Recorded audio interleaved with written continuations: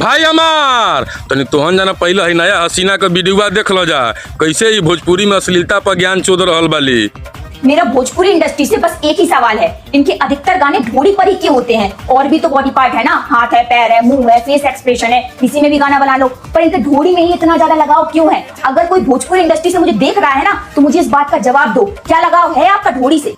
तोहार जवाब हम देतानी। का कहतालू कि भोजपुरी में हर गाना ढोढ़िए पर काहे होला और भी बॉडी पार्ट बा ओकरा पर काहे ना? तो मने तू का चाहतालू कि तोहार हेकरा पर और हेकरो पर गाना बने तोहरा के बढ़िया लगी?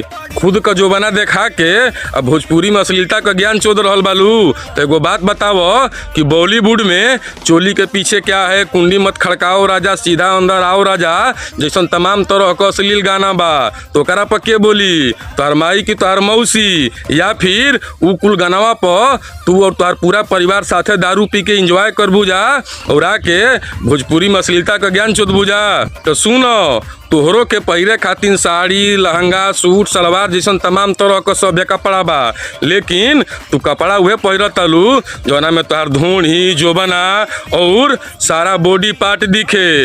अरे खुद तो अश्लीलता का हद पार कैले बालू और आके भोजपुरी में अश्लीलता पर ज्ञान चोदतालू। पहले अपन रहन सुधार, ओकरा बाद भोजपुरी में अश्लीलता पर ज्ञान चोदी ह। जाके पहले भोजपुरी के बारे में सुनो और समझो। हर गाना भोजपुरी में अश्लील ना होला। आधा अधूरा जानकारी लेके भोजपुरी में अश्लीलता का ज्ञान मत चोदो, ना तो भोजपुरी ह ऐसन रे लेबू कि दोबारा कबो भोजपुरी के तरफ आंख उठा के ना देखबू, बुझाइल? बाकी भाई लोग तोहन जाना भी ई हसीना के कमेंट बॉक्स में 2 शब्द जरूर पे लिह जा। जय भोजपुरी, जय हो भोजपुरिया समाज।